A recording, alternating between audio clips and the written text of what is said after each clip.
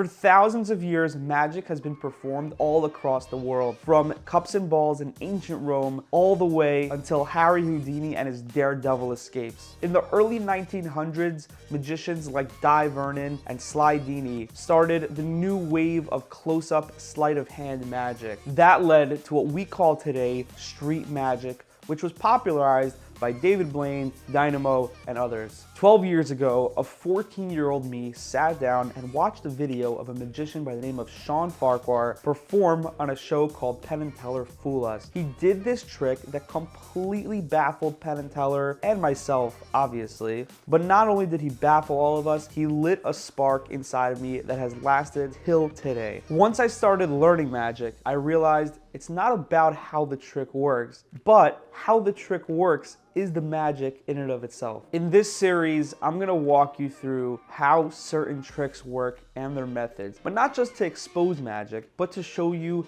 how incredibly intricate and the beauty that lies within the method of each trick. Since magic and illusions is all about thinking outside the box, this series is called Outside the Box. There's 2 rules that I have to follow throughout this entire series. Rule number 1 is that the method has to be just as cool, if not cooler, than the actual trick itself. The reason for that rule is I want you guys at home to have just as enjoyable an experience learning the trick than seeing the trick itself. Rule number 2 is that it can't be anything copyrighted. So a lot of magic has creators like Blake Voigt, Caitlin Morelli, the list goes on and on. I will not be revealing any of these copyrighted secrets, things that are sold on the magic market. This will only be things that have been around for the longest time, things that I think anybody should know just to see why magic is so awesome.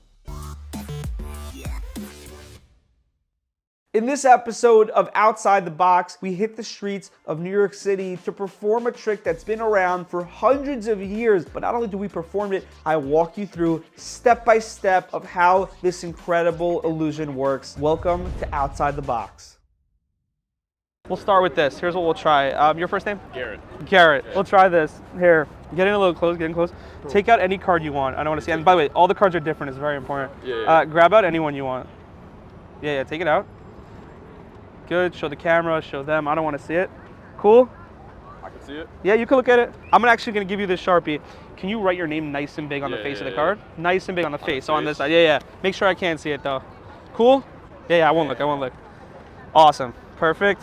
All right. Good, I'll take the pen back. Beautiful, show the camera one more time. Good? Yeah. Throw it right back here. Here's what I'm going to try, all right? I'm going to make a little fan like this. I'm gonna have you push the card in. I want you to push it in all the way though. Yeah. Push it in all the way as best as you can. Yeah. Good. Watch close. You ready? I'm just gonna give these a shuffle. Watch close. Sign card in the deck. Yes? Yeah. I don't know if you guys ever heard of this, but if you take atoms and you line them up perfectly, you can make a solid pass through a solid. Like, no jokes. Like, it's science. It's impossible. It hasn't been done that often. But watch close. Watch the deck. You ready? Watch the deck. Sign card somewhere in the deck. 1, 2, solid through solid. Oh. Bro, what? Holy. What, bro? That is dope. Sign that too. That is dope. Oh my god. Here, feel it. Look, like, is that? That's in there. That's behind it, bro. Oh my god, that is that your signature? dope. That's my signature. What the? That is sick, bro. Oh my god, that is dope, dude. That is so dope. Dude. There you go. That is sick, bro. That is sick. got What's it. your name? I picked a card, I signed my name, I put it back in the deck, and then he threw these decks of cards, threw it right at the wall, bam, my card's signed. Right behind through. the glass.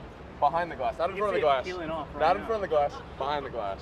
There you go. That's dope. That's Dude, a wrap, sick, baby. Bro, sick. There you go. I Nice to meet appreciate you. it. Nice to meet you guys. All right, there it is. That was the performance of a trick that I like to call sign card through glass window. Before anything, let's just break down what needs to be accomplished here. So just to break it down super simply, a playing card that's signed needs to get from my hand, from the deck of cards, to the other side of a glass window in less than just a few seconds. If you think about it, it's impossible. That's why this trick looks so good. But there's definitely more to this illusion, and there's more to making this trick work. So let's get into it. First things first, this is not the only method, but this is the one that I know, and this is the one that I've used. So breaking down this illusion into a few different steps, I'll start from the beginning where I have the person pick a card. Now, the card can genuinely be any card. Pre-selection, doesn't matter. The cards can be shuffled. It could be a random deck of cards. I use bicycle cards. To me, those are the easiest cards to use, and they're the best cards for the best value, in my opinion. So if you guys want to go buy those cards,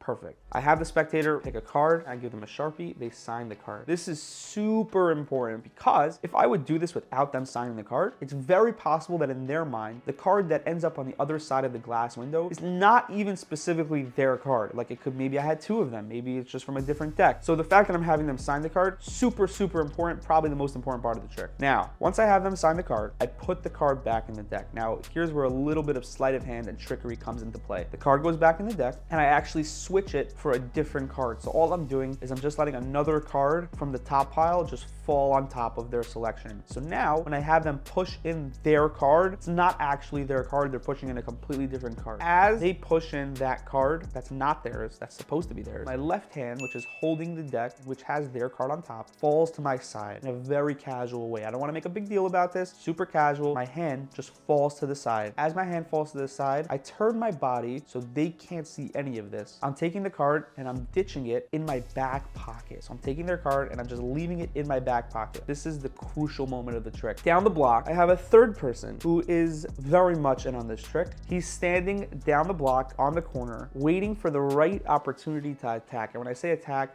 you'll see what I mean in just a few seconds. As I ditch that card in my pocket, he's walking down the street as a random New Yorker. So this person, in this case, was my brother Yossi. They don't know he's in on the trick. They don't know he has any part of this. As I ditch that card in my pocket and they're pushing in the card that they think is theirs, he's walking by, plucking that card out of my pocket. And this is where it gets really important because he has to be super fast at this point. He runs around to the entrance of the store that we're standing in front of. In this case, it was a Whole Foods. It could be very difficult to find even a location that this would look good by. The fact that one random dude just walks by as we're doing the trick, like super close to us, really would be suspicious. So that's why doing this in a really public setting helps really, really well.